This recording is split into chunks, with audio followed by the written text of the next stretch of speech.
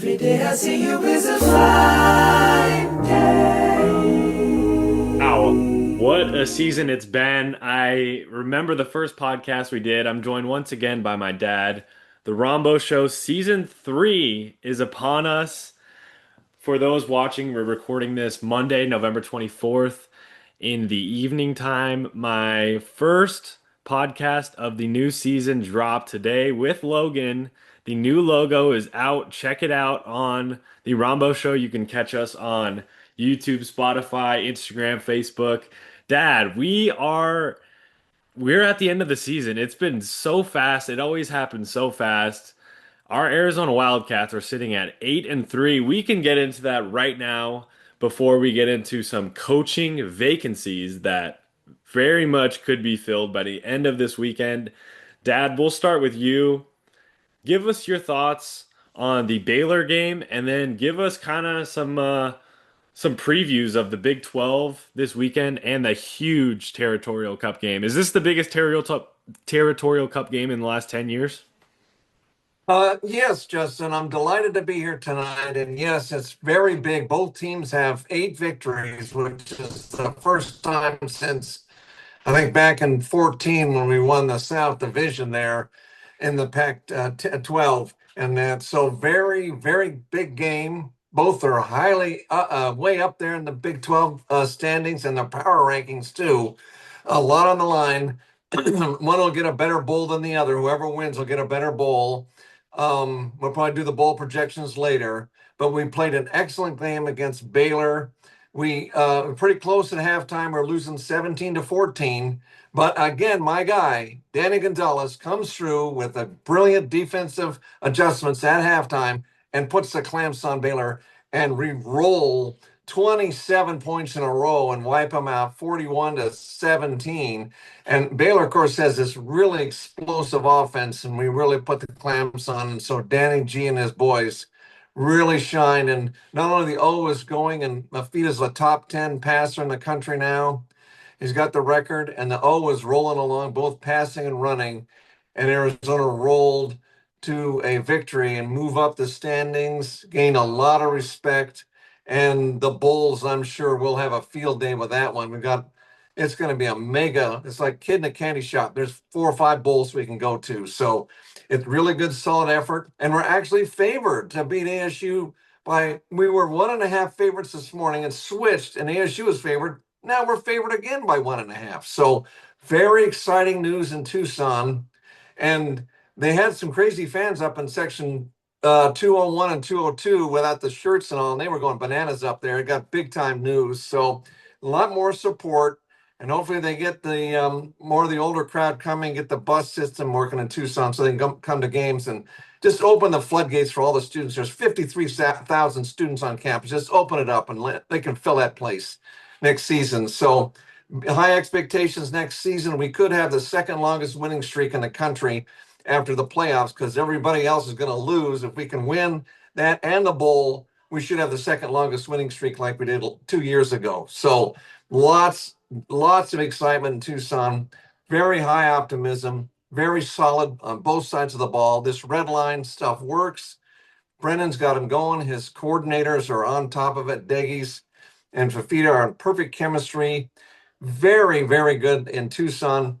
I'm very blessed. And not only with the money coming in from Casino del Sol, 52 million euros, a little international flavor, which is $60 million. So if you fly to Berlin or Paris or whatever, 52 million euros is kind of cool. Yeah, Anyway, go um ahead.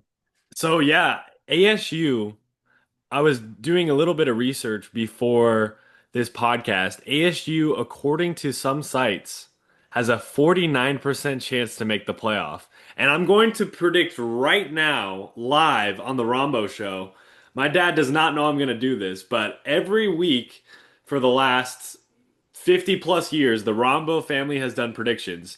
I'm doing a live prediction on the show. Arizona will beat ASU 28-24. I'm giving you my prediction to Scottie and to the whole world. 28-24, we're going to beat them. We're going to cover the 1.5. And ASU's not making the playoff after that because that 49% I think is way too high because even some places are still, after all the success we've had, are still doubting us. ASU's not going to beat us with a backup quarterback. Fafita is the best quarterback in the Big 12. I'm saying it right now. He's the best. He's going to come back. He's probably going to pass. I think he's going to pass 90 touchdowns all time. Right now, he'll probably end the season low 70s. I think he's going to pass 90 easily. He's going to break that record. It's going to be his for a lifetime. And I think Arizona, we can get straight into it. Big 12 bowl projections. Now, I'm assuming you would have Texas Tech and BYU in the title game, and Texas Tech, I'm assuming you have moving on to the playoff. Is that correct? Yes. Did you want me to do the bowl projections for the Big 12 or the power rankings for the bowl first? You can give us power rankings, and then you can give kind of some bowl scenarios that Oh, kind of stand out to you of the Big 12. okay. All right, guys. This is big news. Okay. Texas Tech and BYU. Texas Tech's number one, and BYU is number two in the power rankings. But surprise, surprise, surprise. Arizona is number three. And it's not just me, there's others out there. And number three, ASU number four. So very big game, bowl positioning. Number five is Utah because they struggled, gave up 500 yards rushing to K State, nearly lost. So they dropped to five. Six is Houston. Seven is Cincinnati. Iowa State is eighth. K State is ninth. And TCU is 10th. And Baylor is 11th. And KU is 12th. And UCF is 13. They have to play BYU, and I don't think they'll win that. But if they did, they'd be bowl eligible, believe it or not. And West Virginia is 14th, CU 15th, and Oklahoma State 16th. And the bowl projections, Justin, one of the problems right now is BYU is 11 in the rankings and Utah is 12th. Unfortunately, other conferences will get those berths. So BYU and Utah will get bumped out of the playoffs. So unfortunately, we will only get one that close. I've got Texas Tech in the playoffs. I got BYU in the Alamo Bowl. I got ASU in the LA Bowl. I got Cal in the Hawaii Bowl because I'm taking all the old legacy teams too. I got Houston in the Rate Bowl there in Phoenix. I got Cincinnati in the Pop Tarts Bowl out in Orlando.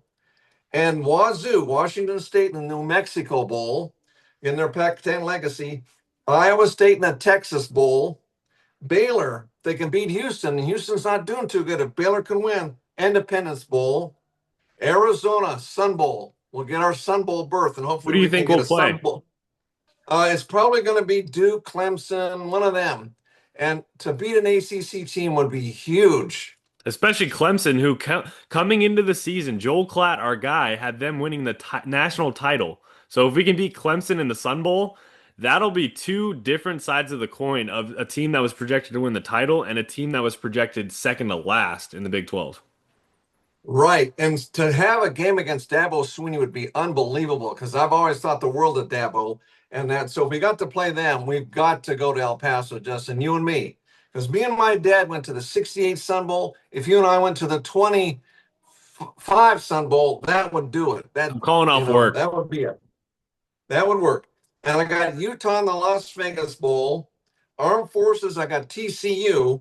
Liberty Bowl, I got K-State. Now they have to win one more game, and that's against CU. So they should be bowl eligible and win that. And I got Washington in the Holiday Bowl. That's a January bowl.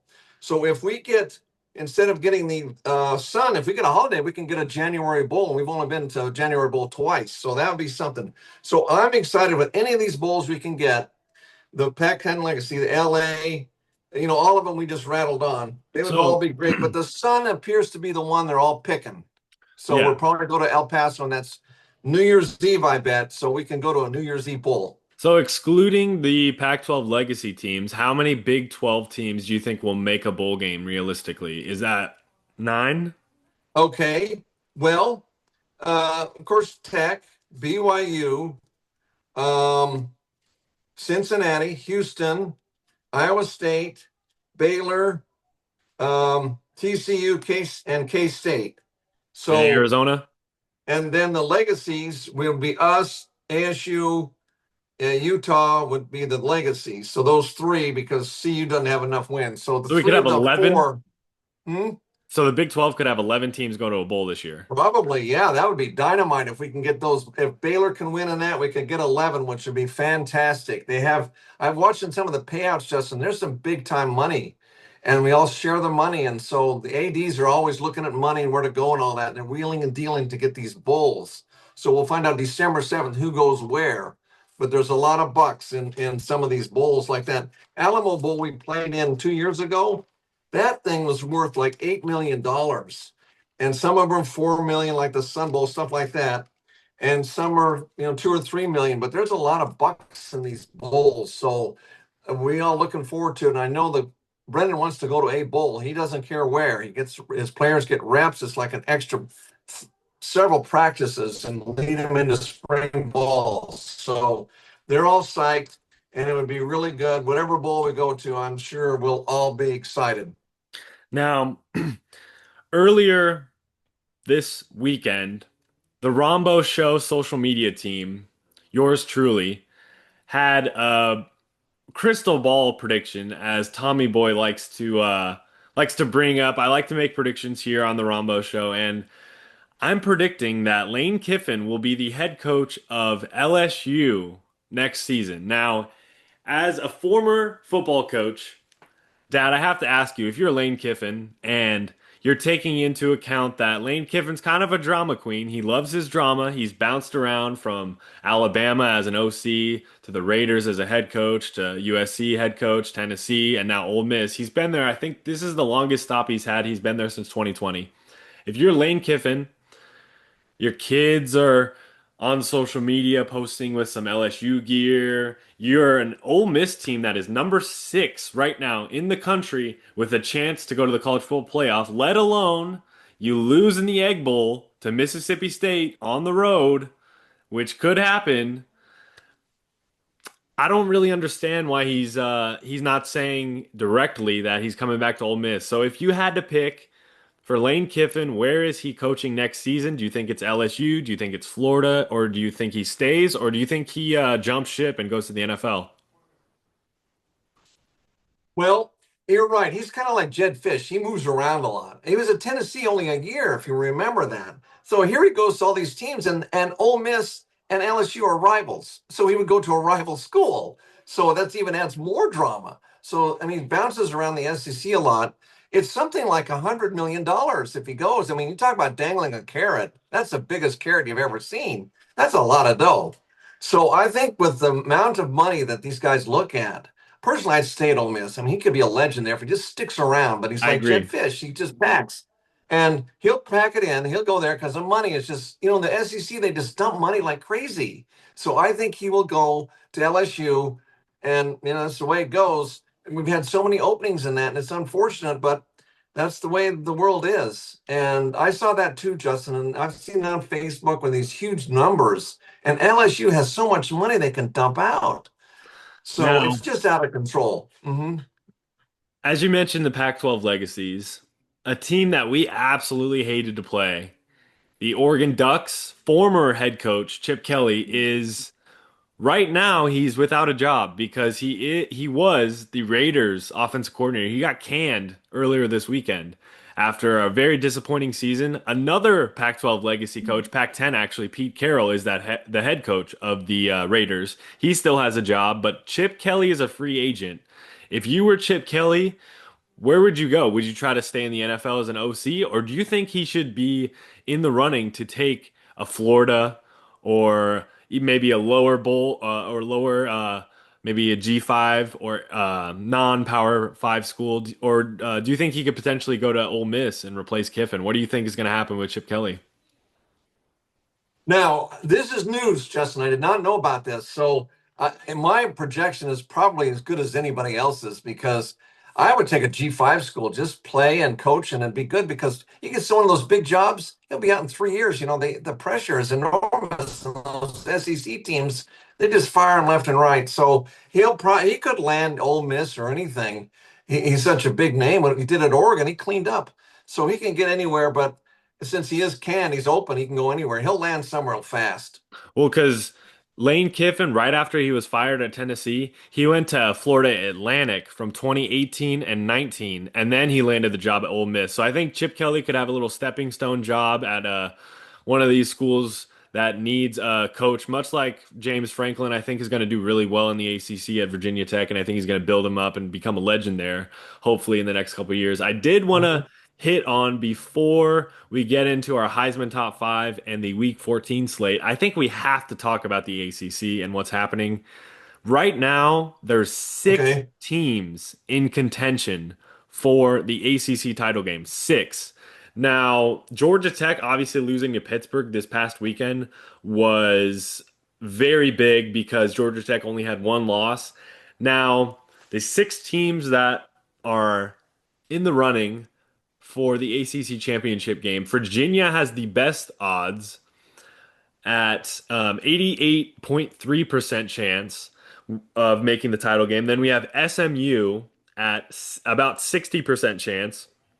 Pittsburgh at 33% chance. Pittsburgh this weekend is hosting the next team on this list, Miami, at a 14% chance. So whoever kind of wins that game really needs Virginia or SMU to blow it in this last week. And then we have Duke with 3%. And then Georgia Tech fell all the way down to only a 1.5% chance. So if you had to pick today, coming into this weekend, do you think it's going to go as planned? Do you think it'll be Virginia and SMU potentially in the ACC championship game? Or do you think Pittsburgh could move up with a key win against Miami? Or what are kind of your thoughts for the ACC panning out for the rest of the season?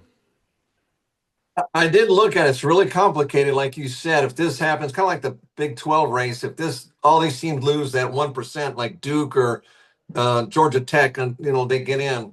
But it's probably going to be UVA and SMU. But again, maybe Miami or one of them or Pitt or slip in. Somebody pulls a big upset. So anything goes after what we've seen this year. So I would go UVA and SMU, but just keep anything can go.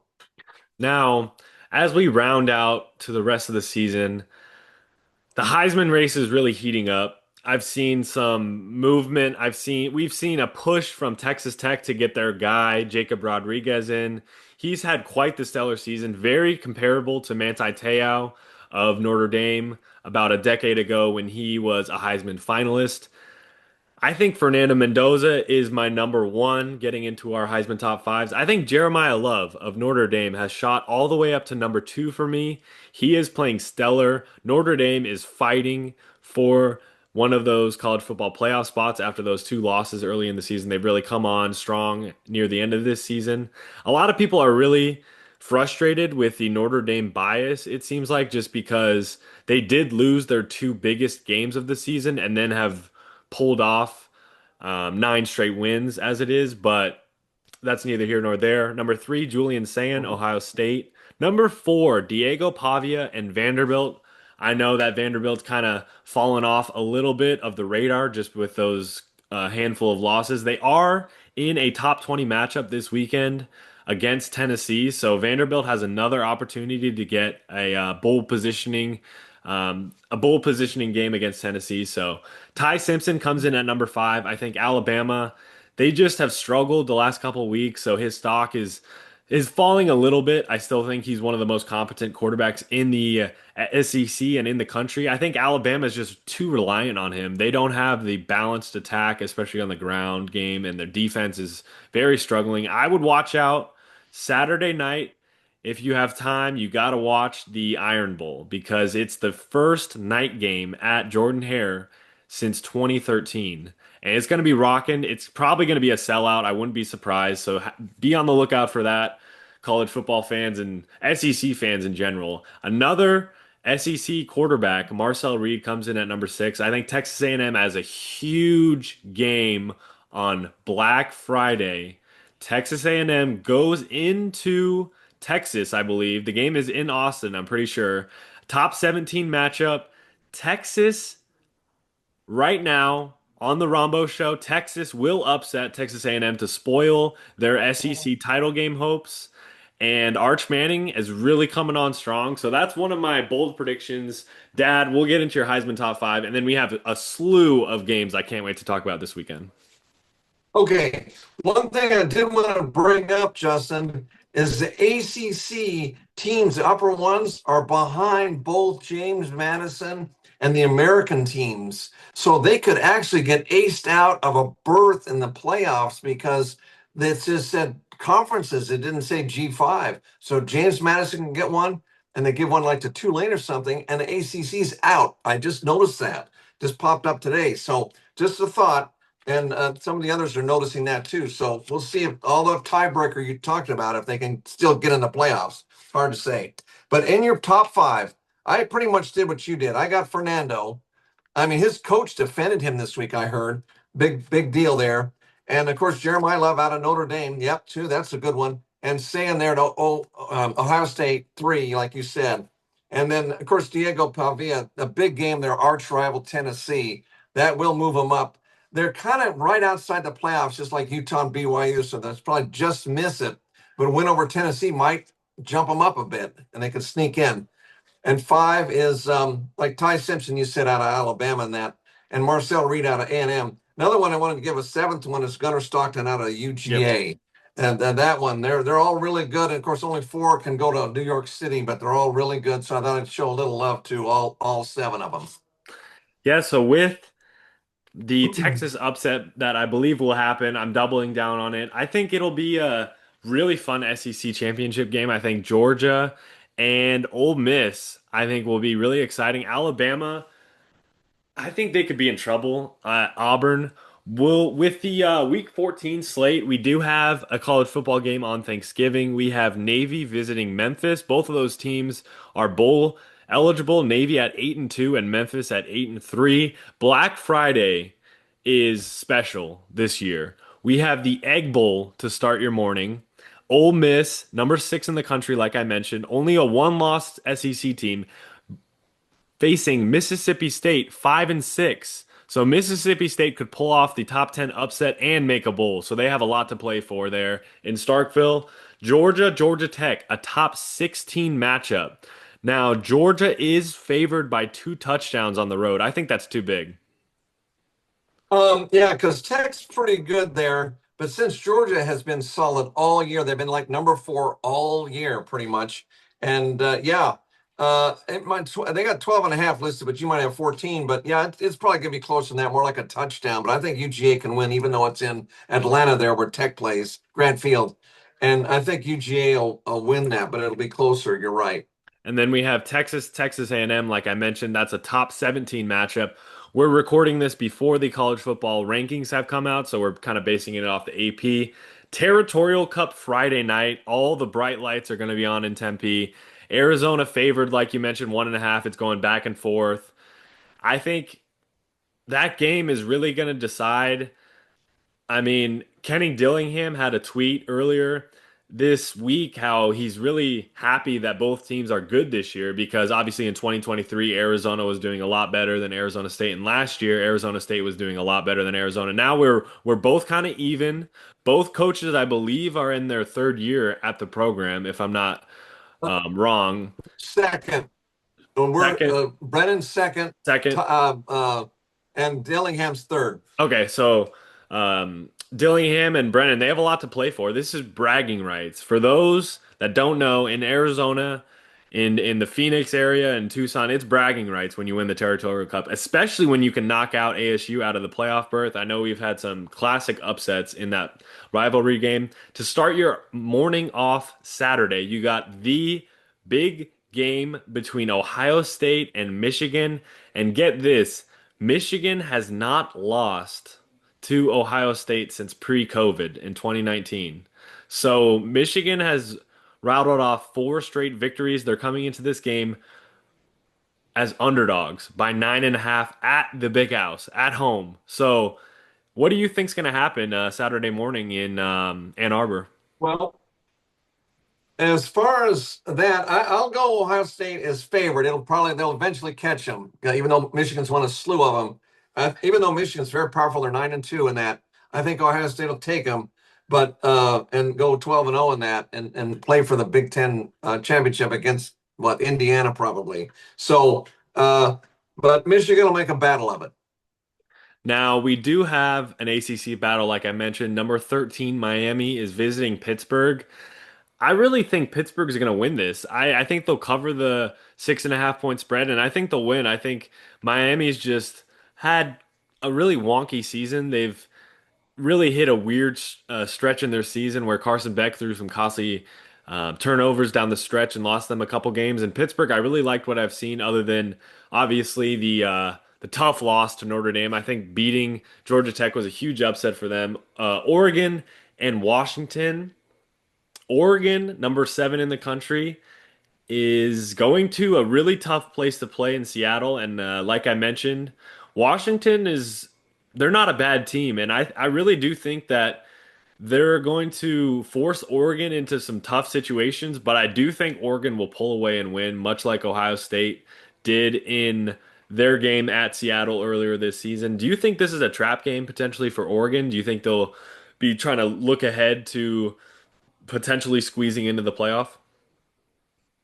Well, they're probably going to go to the playoffs, but Washington is really tough, and you're right. In Seattle, they are really tough to beat. But I think Oregon is more powerful, and they should win. They're favored by 6.5. I think Oregon will win, but again, Washington can make it interesting. And we're dogging Washington for a bowl. So if Washington loses and we win, we'll probably get a higher bowl over them. So that's what I've been kind of paying attention to also. So we could have an effect on that. The outcome of that game could have an effect on our bowl destination. It's just another reason to hate on Washington, which I'll do for the rest of time as long as Jed Fish is the coach there. Top 20 matchup, Vanderbilt and Tennessee. This is in Knoxville, I believe. So Vanderbilt, is it at Tennessee or at Vanderbilt? I think it's in Knoxville. Yeah, But no, it's in Knoxville, and Vandy is 9-2, and Tennessee's 8-3, but Tennessee is favored by 2.5, I like obviously because they Vanderbilt to have home win. field. Same here. Same here. I think they're going to get them because they've lost so many times to Tennessee. They got the team now to beat them, and they're going to beat them. Now, you do have the terminology of bowl positioning games, but this one is win or go home. Penn State is visiting Rutgers, and both teams are 5-6. So whoever wins that game will make a bowl. Obviously, Penn State is trying to scrap together something to avenge this really, really rough season for the Nittany Lions. And Rutgers, they're always kind of hovering around a bowl every single season, it seems like. And last but not least, Alabama, a top 10 team, going on the road, facing Auburn. Jordan Hare, it's going to be crazy. It's going to be electric. Deuce Knight, a freshman quarterback last week for Auburn, absolutely destroyed Mercer, which it's Mercer and it's the Cupcake SEC Week 13 yearly bloodbath that occurs down south. I think Auburn's going to keep this close. I have Okay. a lot of family around here. A lot of the fiance's family are Alabama fans, so we're hoping for the best. But I think Auburn's going to make this a game. I'm not bold enough to say that they will upset Alabama, just because I know Alabama's going to be going all out because a playoff is not guaranteed. If Alabama loses this game, I think they won't make the playoffs because losing to an Auburn team that they should not lose to is not a way to end the season for the Roll Tide. So do you think this is a must-win game for Alabama? Oh yeah, and I think they'll win. I mean, Auburn, it's really Jordan Hare. Those fans are crazy there. They pack them in all the time. The Southern teams, they jam their stadiums like 85,000 or whatever. They'll be rocking, but I think Alabama will take them, and that it'll be close. And but Alabama's going to win. They're favored by what, 5.5 points, I think it is. But they'll win, and it's close. I saw their ranking. It's close to getting them in the playoffs. They should make it in, but if they lose, obviously they're out. But they should win. Now, looking ahead to the college football playoff, I know that some of these games could cause some movement, but if you had to kind of give your prediction for how the rest of the season will play out, how do you think that the ACC will not be represented, and do you think it'll be Tulane and James Madison, or do you think North Texas could squeeze in there instead of Tulane? Um, Well, James Madison's got a pretty easy road there. They should roll through there. so they shouldn't lose, so they should stay at their rankings. So this is going to be tough for the ACC them and Tulane and them. Whoever wins should be ahead of the ACC too. So I got Ohio State 1, Indiana 2, A&M 3, Georgia 4, Tech 5, Texas Tech, Ole Miss 6, Oregon 7, OU 8, Notre Dame 9, and I do have Alabama 10, but then James Madison 11 and Tulane I got winning the American at 12. And they'll just be ahead of the ACC team in the rankings and get the bid. So that's what I've got for the playoffs. So Tulane would have to play Tech, and James Madison would have to play Ole Miss and that because 5 plays 12 and 6 plays 11 and so forth. So that's my prediction for the playoffs. And ACC is going to be pretty upset. Yeah, obviously for the ACC, this is not the way you wanted the season to turn out. You had some playoff hopefuls in Miami and Clemson coming into the season. I think this just shows how full of shit, obviously, the preseason people are because they really don't know anything. Clemson, nobody saw Clemson being this bad. Nobody saw the ACC team or the ACC conference not having a team in the playoffs. So the preseason hype is so hard to tell. And that just makes the predictions that we do make that are correct that much more impressive. Like you even talked about it, the first or not even the in the preseason you were hyping up Danny Gonzalez and it's shown. So we're 8-3. Most of it's to do with our defense. Dalton Johnson, defensive player of the week for the Big 12, and Fafita, we've loved him. We didn't really know how Deggy's offense was going to look, but it's looked great. So I think it just shows that the ACC it's really tough for them, and I think it's going to show the world that a potential SEC or Big Ten super conference, I don't think we need that for the sport. I think we need to keep all the different variants and the fun Big 12. Now it's kind of like the Big 12 after dark, much like the Pac 12. I think we need to keep it all together, keep it all one. We can't have any super conference or anything like that because a year like this, we're gonna see more group of fives enter, and I think it'll just make it more fun. And I want it to just all stay together. So I do think that if you were looking ahead to the college football playoff, and we do have a Tulane and Tech matchup, and Ole Miss versus James Madison, or I guess the other way around, do you see a James Madison or Tulane upset? If you had to pick between either of those programs, which one do you see potentially having a mini Cinderella run? Oh, if Tech played Tulane and James Madison played Ole Miss, well, see, Ole Miss has a distraction now because of this Lane Kiffin thing. Because if he goes to LSU, he's out immediately. He can't coach anymore, so they'll have to have an interim coach, and so that could throw Ole Miss off, and that'll give James Madison a lot of incentive, and they can sneak by him and pull a big upset if Ole Miss is distracted. And this Tulane and Tech's a pretty solid team and all, and um, Tulane could give them problems too. So we could have some wild upsets in the playoffs. They were snooze fest last year. Remember when we were doing the coverages and all the G5 bowls were 6 overtimes and 5 overtimes. So we could have some wild playoff games and like the Bulls. So Justin, in answer to your question, anything happens. They better not underestimate him, or James Madison and Tulane could win. And now, if you had to pick, say you were given a sum of $25 or something like that, and you could throw it on the Big Ten, a Big Ten team to win the national title, or an SEC, or I guess any other conference, would you bet your 25 bucks on a Big Ten team winning it all or the field? Um, Well, the big four, Ohio State, Indiana, A&M, and Georgia. So it's two SEC and two Big Ten. That's the big four. I can't see anybody getting past them. It's a brick wall. So you think So it's those four teams, and you don't really see anybody else winning it all other than those four? those four are probably 80% chance one of those four is going to win it. And as far as Big Ten or SEC, with 2 and 2, flip a coin. I'll go Big Ten because Ohio State and Indiana are 1 and 2. I'll go with them, but the SEC is right there. So if it's 25, just bet it on the Big Ten. Yeah, I think Ohio State has a really, really good chance to repeat. I think they've retooled uh, a stellar job by Ryan Day just hammering these teams, it seems like every single week. I think they're going to be tested. They're going to play some matchups that'll test them. But last season, we saw them cover every single game in the college football playoff, and it wasn't even close. Notre Dame gave them a tough battle in the championship game, but Ohio State, they really ran away with it. They retooled. They were able to add in Julian Sand. He's played really well for, I think he's a redshirt freshman. He's played really well. Jeremiah Smith, best player in college football. I think Ohio State's going to have 4 first-round picks on defense. Right up the middle, they have a stellar um, defensive lineman, a linebacker, and I think they have 2 linebackers, and then they have a guy in the secondary, Caleb Downs, who's one of the best players in the country. So I think it's going to be Ohio State or Indiana if I had to pick. They're very similar to like me and Logan were talking about earlier today.